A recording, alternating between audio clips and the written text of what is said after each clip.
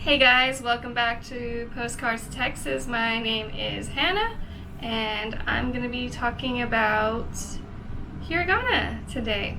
So yeah, please give this video a big like and we'll get to it.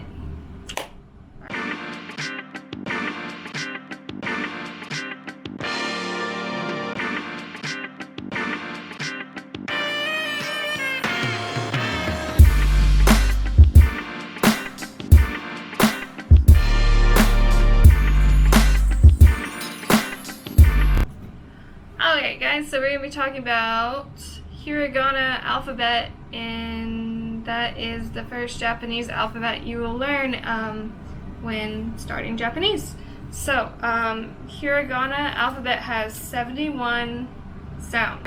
That's a lot more than the English alphabet, but it's not that hard once you start memorizing and stuff. So, alright. So, the first sound you will learn is A, I, U, E, O. A, I, U, E, O. A, I, U, E, O. So the phonics is a little bit different than English, so you're going to have to practice saying them because you have to get used to the way the phonics sound. So, A, I, U, E, O is like the baseline for the alphabet. So you use all those sounds in the sounds after that. So next is ka, ki, ku, ke, ko. Ka, ki, ku, ke, ko. You see the pattern? So and I'll show you what they look like somewhere in this video. So with ka, ki, ku, ke, ko is written this way, right? And then they have a counterpart that has almost the same sound, it's just with a G. This is ga, gi, gu, ge, go. I'll put it right underneath it. So, yeah, but it's written a little differently. So, ka, ki, ku, ke, ko is written like this, and then ga, gi, gu, ge, go is written like this. So I just have the little hash marks right next to the alphabet. And also, when you're writing the alphabet, you need to make sure you do the correct stroke pattern, because if you don't, it makes it a lot harder to write. And yeah, because there's a certain order that when you write it, that it goes in. So yeah. The next set of sounds is sa, she. She's a little bit different. She, not si. Sa, she, su, se, so. Sa, she, su, se, so. Okay. Can you guess what the sound counterpart is? Alright. So, the sound counterpart is Z sound. I know, it's a little weird. So, sa, she, su, se, so. So, the counterpart would be za. What do you think's next? G with J-I sound, because Z, because it's saying its name, I guess. I don't know. It's just the way it is. So it'd be za, ji, zu, ze, zo. Za, ji, zu, ze, zo. You kind of notice that they try and find a sound that sounds similar to its counterpart. So like sa, za, sa, za, ka, ga, ka, ga. I think it sounds a little bit similar. But also this one, the Z one, has the little quotes also. So, okay. Next one is the T's. So we have ta, chi, chi, C-H-I sound, chi. Ta, chi, su, su, te, to. Ta, chi, su, te, to. So there's two sounds that aren't exactly the A-I-U-E-O. So sometimes you have to, they're like little exceptions, so you have to learn those also. So the counterparts to the T's, the ta, chi, tsu, ze, zo, is da, ji, zu, de, do.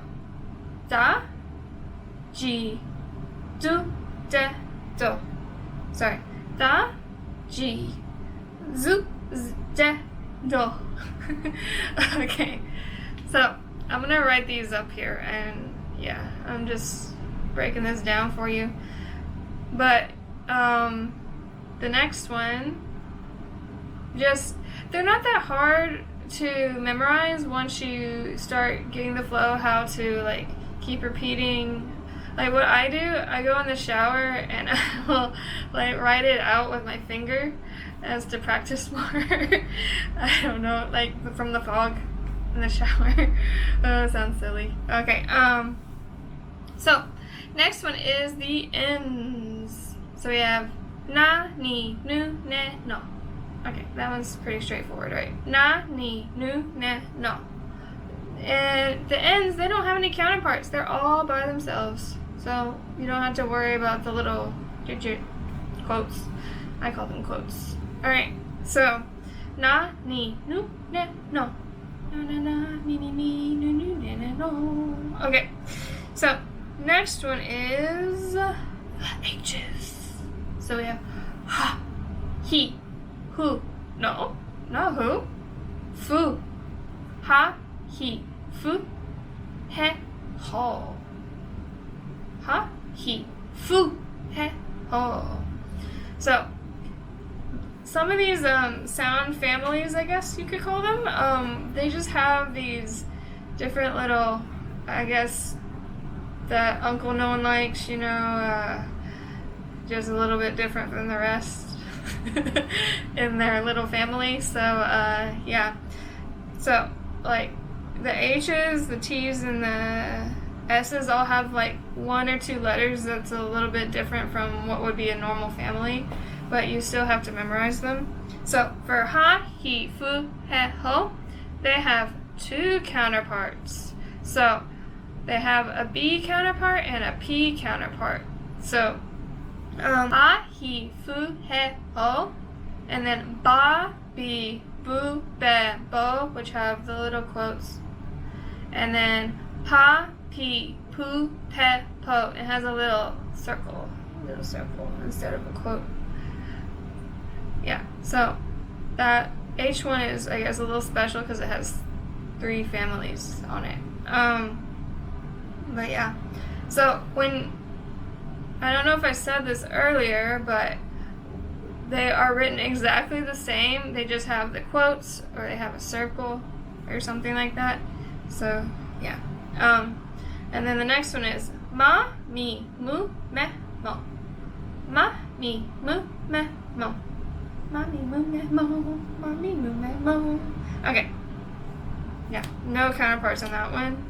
And ra, ri, ru, re, ro. Ra, ri, ru, re, ro. That sounds like Scooby-Doo. Ra, ri, ru, ra, ro. Ra, ri, ru, re, ro. Okay. So we have the M's, the R's, the N's don't have counterparts.